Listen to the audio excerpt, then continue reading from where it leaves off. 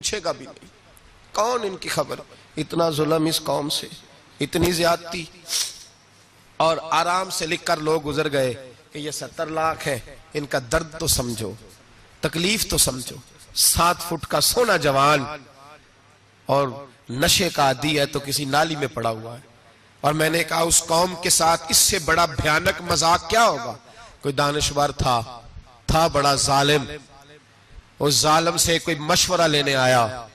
उसने आके कहा तू बड़ा जालिम है, बड़े कड़वे मशवरे देता है, मेरा एक दुश्मन है, मैं उससे बदला लेना चाहता हूं, मेरा दिल करता है उसका बच्चा कत्ल कर दूं ताकि वो तड़पे। तो जालिम ने कहा उसे कत्ल न कर, वो तो उसका बाप 2-4 महीने रो के चुप कर जाएगा। फिर मैं सख्त सजा देना चाहता हूं, मशवरा दे। तो उसने कहा उसके बच्चे को नशे पे लगा दे। जिसका बच्चा नशा करेगा वो बाप रोज मरेगा, रोज जिएगा, वो मां रोज मरे जिएगी। नशे पे लगा दे। इस कौम के साथ सबसे बड़ा जुल्म ये हुआ कि मिल्लत का जवान नशे पे लग गया, ड्रग्स पे लग गया। इतने तबाह हालात हुए कि जवान चढ़ती जवानियां। अम्मा ने किताब दे के भेजा था और कॉलेज से वापस आए तो नशे के टीके हाथों में पकड़े हुए, टीके। और आपके इस मुल्क के इस्लामाबाद में एक दिन मीडिया ने वो खबर भी वायरल की और वो चीज भी दिखाई लोगों को। 3 महीने का बच्चा लेके नशई सड़क पे आ गया। उसने कहा मेरा नशा खत्म हो गया, मेरा बच्चा खरीद लो, 2 पुड़ियां दे दो। तो वहां बीबियां जो सुन रही थी वो भी चीखे मार के रो रही थी। ये जुल्म किया इस कौम के साथ। और करप्शन की लानत ने इजाजत दी सप्लाई करने वालों को कि गली गली भेजे, गली गली। इन्होंने कुछ थोड़ा जुल्म नहीं किया इन हुक्मरानों ने। और हमारी ओपोजिशन, उसको न सिर्फ इतना पता है कि ये जाए और हम आए, इससे ज्यादा कोई गर्ज नहीं। भाई करप्शन के खिलाफ निकले हो तुम, नशे के खिलाफ किस दिन निकलोगे? जुए के खिलाफ किस दिन? कौम तो मर रही है नशे से, इसके खिलाफ मैदान में कब आओगे? सिर्फ इतना है कि ये जाए और हमारी बारी आए, इससे ज्यादा कुछ नहीं। जितने मुजरम वो है उतने ही तुम बनते जा रहे हो। इसलिए कि असल बात पर ना वो आते हैं और ना असल बात पर ये आते। भाइयों, मेरे नबी पाक सल्लल्लाहु ताला अलैहि वसल्लम। और एक और तमाशा है, ये मेरे पे अल्लाह का ये एहसान रहा। इसलिए नहीं कि मैं परहेजगार आदमी हूं, नेक हूं, इसलिए नहीं। वैसे ही अल्लाह बाज़ औक़ात असबाब बनाता है, सबब बनाता है। मुझे ना शराब के रंग का पता है, ना उसकी खुशबू का पता है, ना मैंने कभी जिंदगी में देखी है। ये करम है मेरे हजरत साहब का, मैंने नहीं देखी, मुझे नहीं पता कैसी होती है। कुछ बातें मैंने सुनी है। एक महफिल में मैं बैठा था मजलिस में, तो एक शख्स ने कहा खांसी नहीं जाती बच्चे की। दूसरा उसको मशवरा दे रहा है, खांसी नहीं जाती, बड़ी दवाई, देसी भी फलां भी बड़ी खाई। मशवरा दिया उसको कि तू इस तरह कर, इसको ना शराब के 2-4 चमचे पिलाओ। कहते हैं जी इसको ना ये पिलाओ तो सही हो जाएगी। तो मैंने पलट के उसकी तरफ देखा, मैंने कहा कोई अकल कर, क्या मशवरा कर? मौलाना मेरा तजर्बा है। मैंने कहा तेरा तजर्बा अफजल है या रसूलुल्लाह का फरमान ज्यादा अफजल है? तेरा तजर्बा अफजल है। हजरत उम्मे सलमा रदी अल्लाह तआला अन्हा कहती है मैंने अर्ज की या रसूल अल्लाह सल्लल्लाहु अलैहि वसल्लम, मेरी बच्ची बड़ी बीमार है, तो मुझे किसी ने कहा है ये थोड़ी सी नशे वाली चीज है, ये बना के तैयार करके दो, सही हो जाएगी। बीमार है बच्ची तो ये नशे वाली चीज है, इसको तैयार करके दो, थोड़ा नशा है। अगरचे बाज, मैंने शुरू में कहा, बाज लोग मरीज को, सख्त मरीज को ऐसी अद्वियात जो मजबूरी बन जाए उसकी गुंजाइश और इजाजत देते हैं। मुहतात उलमा तो उसमें भी बहुत सारी चीजें पहले बयान करते हैं, लेकिन उसने कहा जी निरा नशा देना है शिफा के लिए। तो हज़रत उम्मे सलमा कहती है मेरे नबी पाक ने मेरी तरफ देखा, मेरी तरफ। तो मैंने कहा या रसूलल्लाह आप क्या फरमाना चाह रहे हैं? तो नबी पाक ने फरमाया उम्मे सलमा कभी नापाक चीज में भी शिफा हुई है, कभी नापाक चीज में भी, कभी शराब और खमर में भी शिफा हो सकती है। शिफा रब करीम ने रखी है पर शहद के अंदर रखी हुई है, शिफा अल्लाह ने रखी है कुरान मजीद में रखी हुई है। तो इसमें भी कभी ये हुजूर ने बयान किया है कि इसके अंदर शिफा हो सकती। तो उम्मत कितनी दिलेरी करती है जो ये मशवरे देती है कि उसके अंदर नशा है, शराब है, तो खांसी चली जाएगी तो फलानी बीमारी चली जाएगी। ना आओ इन चीजों पे, ना अपने ईमान को खराबी दो, और ना ऐसी बातें करो जिससे कि डायरेक्ट रसूलुल्लाह सल्लल्लाहु अलैहि वसल्लम के वाज़ेह इरशादात की मुखालफत हो। मेरे नबी पाक सल्लल्लाहु अलैहि वसल्लम ने फरमाया। और फिर कुछ लोग कहते हैं थोड़ी पी है जी। अब तो मैं तज्जिए में पढ़ रहा था कि ऐसी शराब इजाद हो गई है, लोग शराब पीते हैं और वो मस्त भी रहते हैं, कार भी चलाते रहते हैं। कहते हैं जी नहीं, हमारा ज़हन माऊफ नहीं हुआ तो ये वाली सही है, नशा नहीं लाती। मेरे नबी पाक सल्लल्लाहु अलैहि वसल्लम ने फरमाया जिस चीज की थोड़ी मिकदार, ज्यादा मिकदार हराम है, उस चीज की थोड़ी मिकदार भी हराम है। जिसकी ज्यादा मिकदार हराम है उसकी थोड़ी भी। तो खमर और शराब अगर फुल पीना जायज नहीं तो थोड़ी पीना भी जायज, ये हराम है और हराम थी और कयामत तक हराम ही रहेगी। मेरे नबी पाक सल्लल्लाहु अलैहि वसल्लम ने मना किया और हुजूर ने इजहार नापसंदीदगी फरमाया। और मैं 40 दिन तो इबादत ही कबूल नहीं होती शराब पीने वाले, जब तक सच्ची तौबा ना करे। एक दिन सहाबा बैठे थे सारे, हजरत अबू बकर सिद्दीक भी थे, फारूक आजम भी थे, उस्मान गनी भी थे, ढेर सारी तादाद थी सहाबा की, सारे तशरीफ फरमा थे। हजरत अब्दुल्लाह इब्ने उमर रदी अल्लाह ताला अन्हु हदीस के रावी हैं और मुस्तदरक लिल हाकिम के अंदर, इब्ने हब्बान के अंदर यह रवायत मौजूद है। फरमाते सहाबा ना बात कर रहे थे और बात यह कर रहे थे कि यार लोगों को गुनाहों से कैसे रोका जाए, लोगों को गुनाहों से गुफ्तगू सहाबा ये कर रहे थे। अब्दुल्लाह इब्ने उमर कहते हैं बैठे थे और ये गुफ्तगू कर रहे थे कि गुनाहों से प्लानिंग जी होती थी। उनकी जो महफिलें होती थी ना बैठ के, वो खुशगपियां नहीं होती थी, बल्कि वो तबलीग की, जद्दोजहद की, लोगों को बुराई से मना करने के लिए बैठते थे, उस पर मंसूबा बंदी करते थे, प्लान करते थे, आगे तरतीब देते थे। गुफ्तगू हो रही थी तो अब आपस में बात होने लगी कि कौन सा गुनाह ज्यादा बुरा है जिस पर सबसे पहले काम किया जाए। तो दूर एक सहाबी बैठे थे, उनका नाम था अब्दुल्ला इब्ने अमर। एक अब्दुल्ला बिन उमर है और एक अब्दुल्ला इब्ने अमर है। हजरत अब्दुल्ला इब्ने उमर दूर बैठे थे, बड़े समझदार सियाने बारीक बीन आदमी थे। तो हजरत उमर फारूक अपने बेटे से कहने लगे जा अब्दुल्ला इब्ने अमर से पूछ के आ कि सबसे सख्त गुनाह कौन सा है। तवज्जो है मेरे भाइयों, इधर देखिएगा मेरी जानिब, पूछ के आ कि सख्त गुनाह कौन सा है। अब्दुल्ला बिन अमर रदी अल्लाह ताला अन्हु की खिदमत में जब अब्दुल्ला इब्ने उमर गए तो जाके कहने लगे कि सहाबा पूछते हैं कि आपने ज्यादा वक्त गुजारा है नबी रहमत सल्लल्लाहु अलैहि वसल्लम के पास, तो बतलाइए बुरा गुनाह कौन सा है, सबसे सख्त गुनाह, ताकि सबसे पहले उस पर पाबंदी लगाई जाए, उस पर मेहनत की जाए। तो हज़रत अब्दुल्ला इब्ने अमर कहने लगे सहाबा को जाके बता दो कि सबसे बुरा गुनाह शराब पीना है, सबसे बुरा गुनाह, और ये उम्मुल खबाइस है, बुराइयों की जड़ है, गुनाहों की मां है, ये बुनियाद है, बाकी गुनाह इसी से शुरू होते हैं। कहते हैं मैंने आके बताया तो हजरत अबू बकर सिद्दीक रदी अल्लाह ताला अन्हु सैयदना फारूक आजम कहने लगे खुद जाते हैं, उनके पास खुद जाते हैं, क्योंकि हमने बात सुननी है, हम खुद जाते हैं और उनसे जाकर के सवाल करते हैं कि अगर आपको इस तफसील का पता है ना तो इसके पीछे भी कोई तफसील होगी जो मेरे नबी पाक ने बयान की होगी सल्लल्लाहु ताला अलैहि वसल्लम, उस तफसील का भी आपको पता होगा जो नबी पाक ने बयान की होगी, इस बात के पीछे जो बैकग्राउंड है, जो पस मंजर है। फरमाते हैं कि हम उठे, अब्दुल्ला इब्ने अमर के पास गए, उनसे जाके पूछा कि जनाब आपने ये तो फरमाया है शराब उम्मुल खबाइस है, तो इसके पीछे पस मंजर क्या है। तो अब्दुल्ला इब्ने अमर कहने लगे ये मैंने अपने पास से नहीं कहा, ये मैंने नबी पाक से सुना हुआ है। हुजूर सैयद आलम सल्लल्लाहु अलैहि वसल्लम बैठे थे तो हुजूर ने फरमाया शराब, ये नशा, ये बुराइयों की मां है। और फिर हुजूर ने एक मिसाल बयान फरमाई, नबी रहमत अलैहिस्सलाम ने फरमाया बनी इसराइल का एक वाकया है, एक खूबसूरत जवान था तो एक औरत का दिल आ गया उस पर। ये याद रख लें, हम लड़कों को मना करते रहते हैं लेकिन हमें घर की बच्चियों पर भी तवज्जो देनी होगी, हमें उनके खून पर भी निगरानी करनी होगी, हमें वहां भी गौर करना होगा। इसलिए कि अगर कोई बच्ची गुंजाइश ना दे तो मेरा ख्याल है कि लड़का जुर्रत करने की ताकत नहीं रखता, तो वहां भी उनकी अम्मा से कहे कि पाबंदी लगाए, बच्ची किसी का मोबाइल लेकर के कहीं उसको इस्तेमाल तो नहीं कर रही, इस पौधे पर भी तवज्जो दे, दरख्त बनने से पहले इसकी भी निगरानी करें, यह भी बड़ा जरूरी काम है।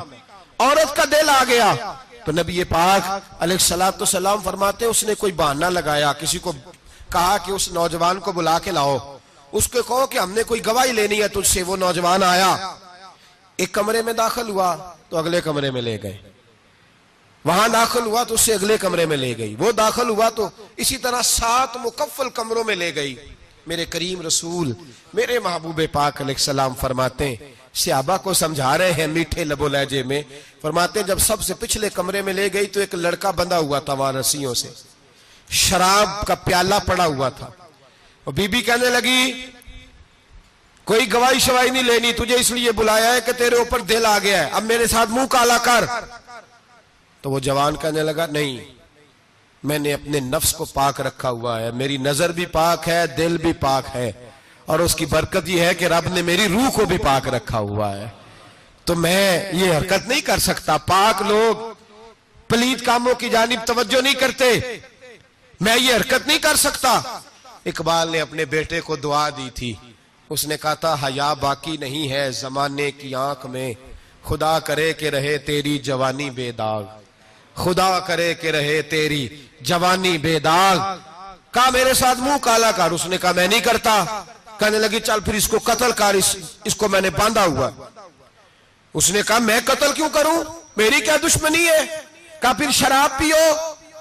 कहा मैं शराब भी नहीं पीता। तो कहने लगी अब तो मैंने तुझे अपने चुंगल में फांस लिया है, अब तू यहां से बच के जा नहीं सकता, और अगर तू बाहर जाएगा तो मैं शोर करूंगी, लोग जमा करूंगी, इसने मेरी इज्जत आबरू पे हाथ डाला है, तो तू बच तो नहीं सकता, एक काम तो करना पड़ेगा।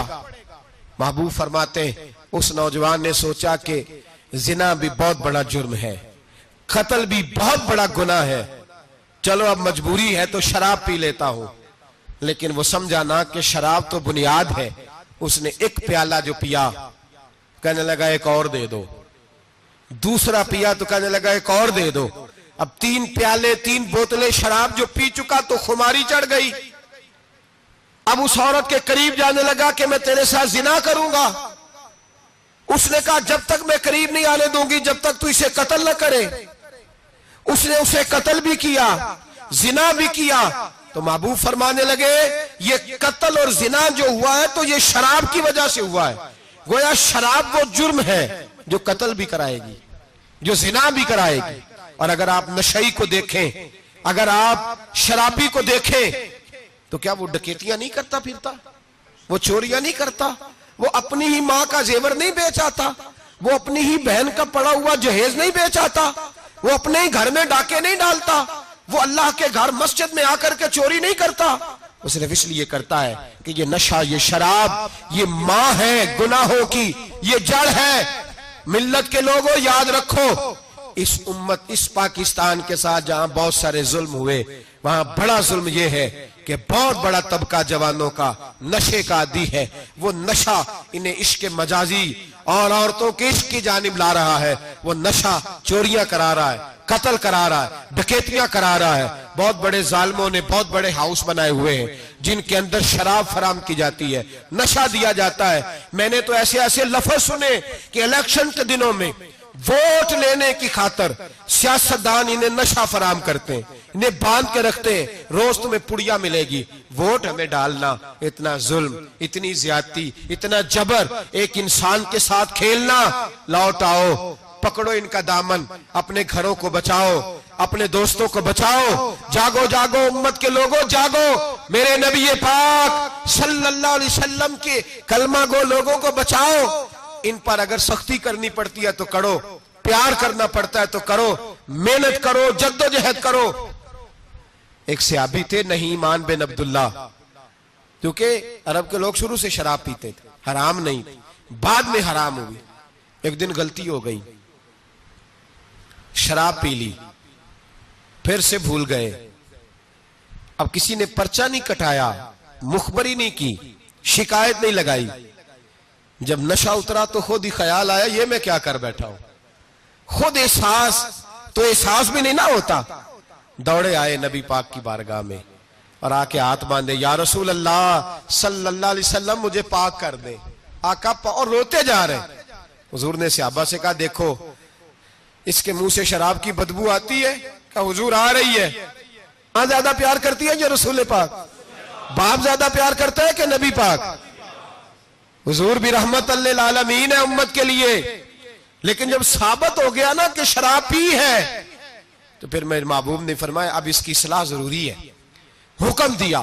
और जब बात की तो जाहो जलाल के आलम में की, रोब और दबदबे। फरमाया ले जाओ बाहर, सुतून से बांधो, कोड़े मारो। हजरत अबू हुरैरा कहते हैं उसे कोड़े लग रहे थे, कोड़े। तो मेरे नबी पाक अंदर बेचैनी के आलम में टहल रहे थे, कभी इधर जाते, कभी उधर जाते, कभी इधर आते, कभी उधर।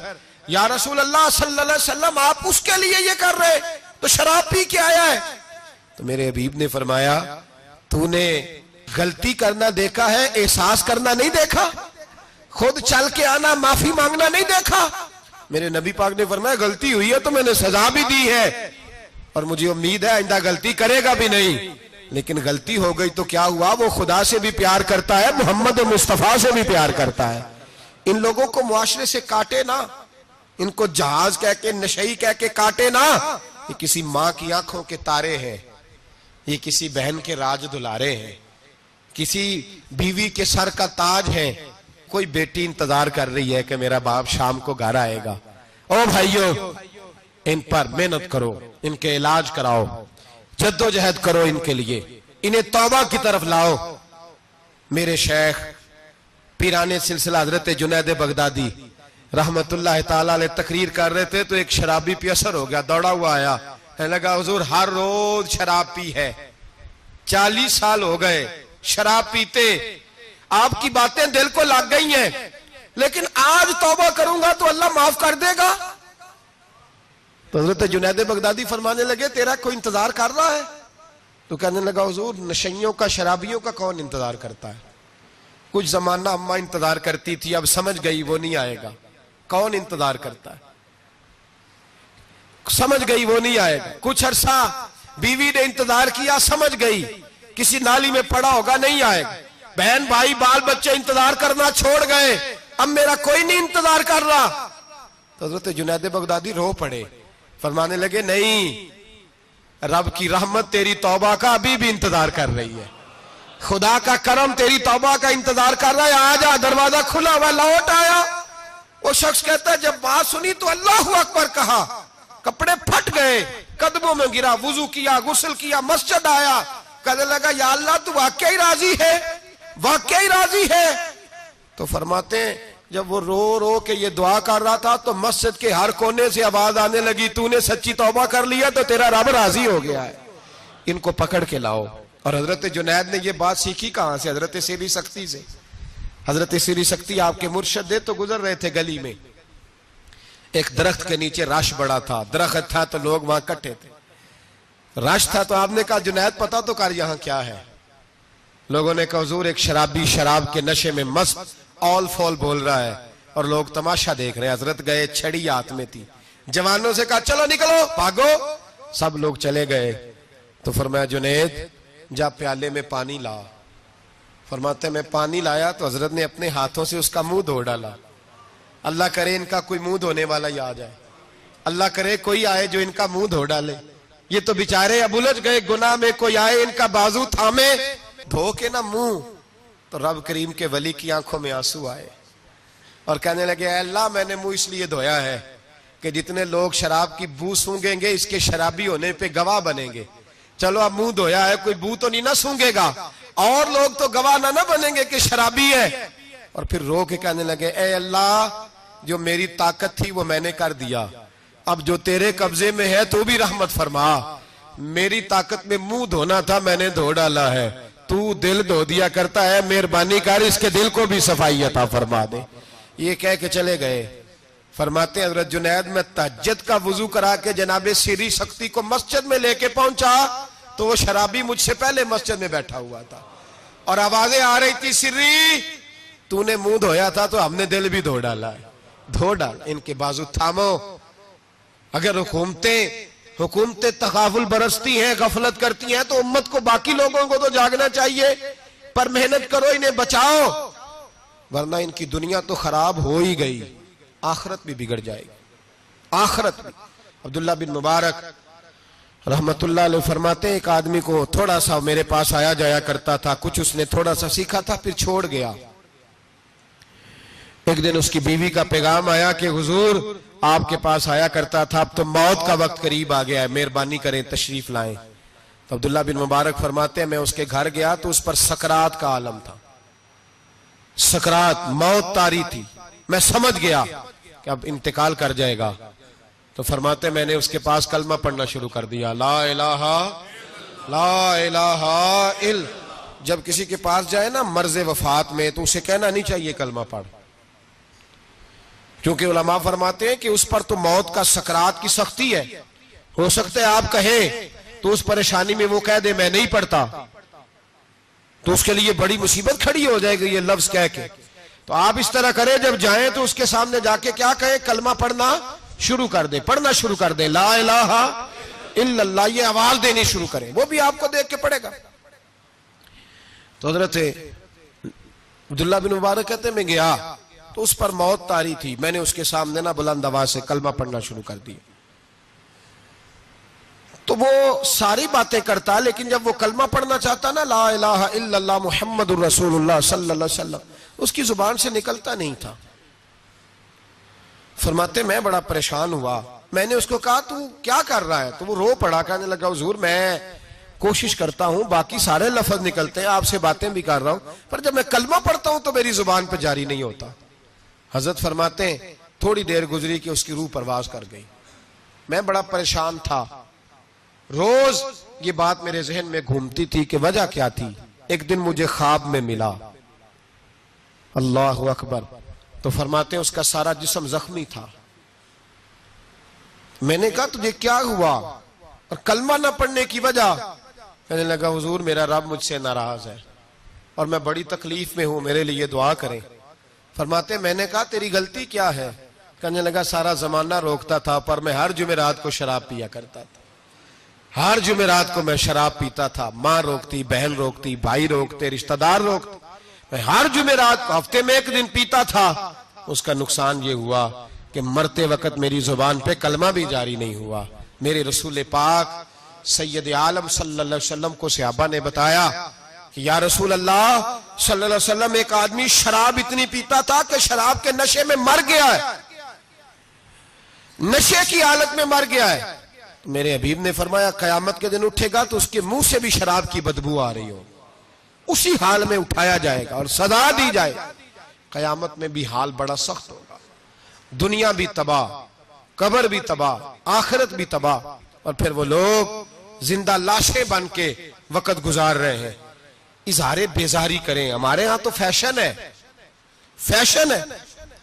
और शराबियों की दोस्ती, जालिमों के साथ जराने, हमारा आना जाना, प्रोटोकॉल देना, हमें पता होता है कि कौन कितना शराबी है, हमें पता होता है।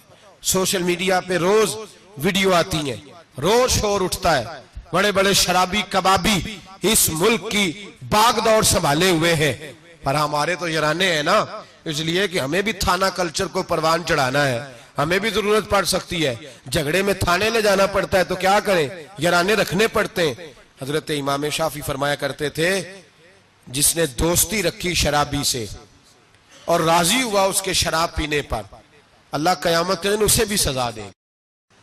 हुक्म यह है कि उसे समझाओ, बहलाओ, कायल करो, सख्ती करो, दोस्ती तोड़ो, फिर भी बाज ना आए तो रुख मोड़ जाओ, फिर उसके साथ ताल्लुक रखने की इजाजत नहीं है मेरे भाई। और हमारे यहाँ तो ये चौधरी और वडेरा और सिपा सलार होने की अलामत है ना।